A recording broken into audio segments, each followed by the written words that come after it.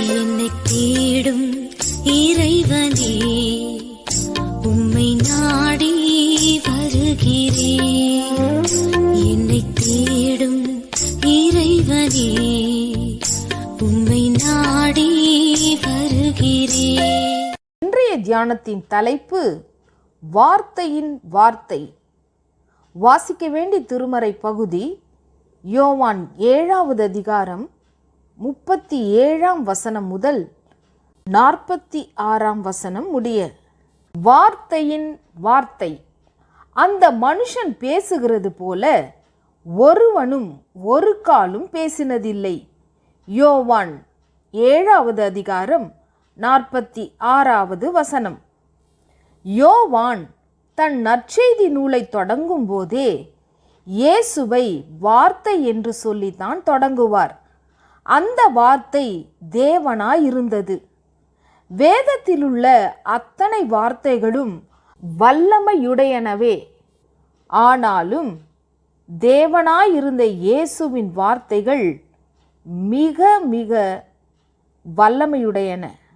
அவர் சொல்ல நோய் நீங்கியது. மரித்தவர் உயிர்த்தனர்.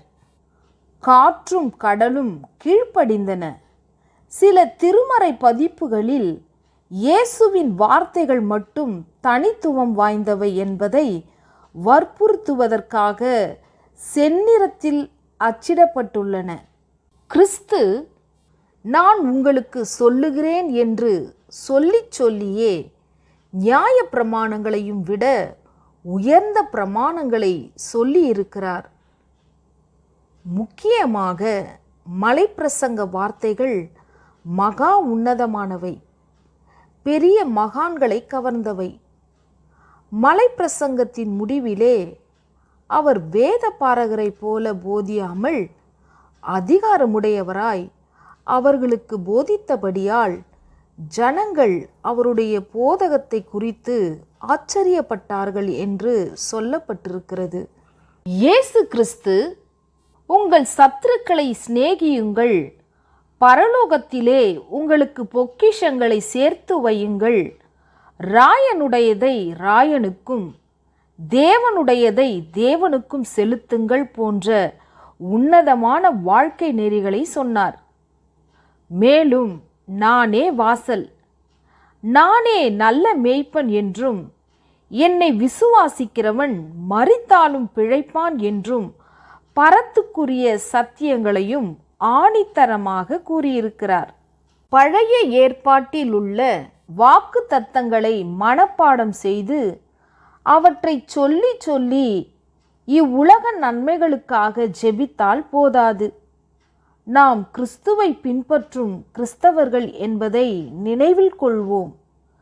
கிறிஸ்துவின் வரலாற்றையும் கிறிஸ்துவின் போதனைகளையும் மீண்டும் மீண்டும் அதிகமாய் படித்து கீழ்ப்படிந்து நித்திய வாழ்வுக்கு நம்மை தகுதிப்படுத்திக் கொள்வோம்.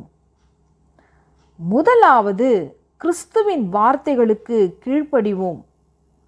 ஆம், அப்படி கீழ்ப்படிந்தால் மட்டுமே நாம் கிறிஸ்தவர்கள். முதலாவது, கிறிஸ்துவின் வார்த்தைகளுக்கு கீழ்ப்படிவோம். ஆம், அப்படி கீழ்ப்படிந்தால் மட்டுமே நாம் கிறிஸ்தவர்கள்.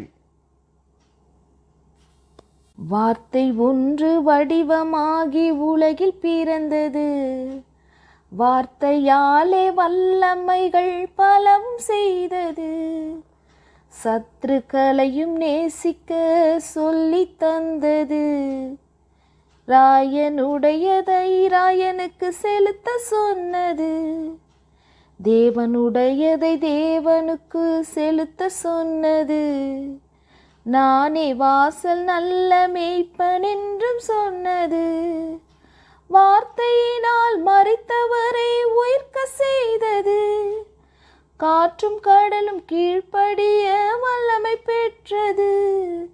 இயேசுவின் வார்த்தைகள் வல்லமை வாய்ந்தவை, இயேசுவின் வார்த்தைகள் ஜீவனுள்ளவை.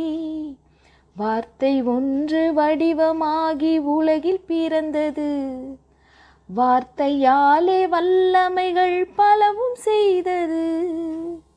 ஜெபம்.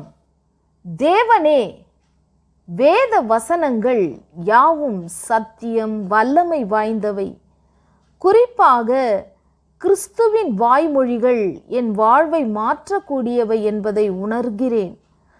முழுமையாய் அவருக்கும் கீழ்ப்படிய உதவும். ஆமென்.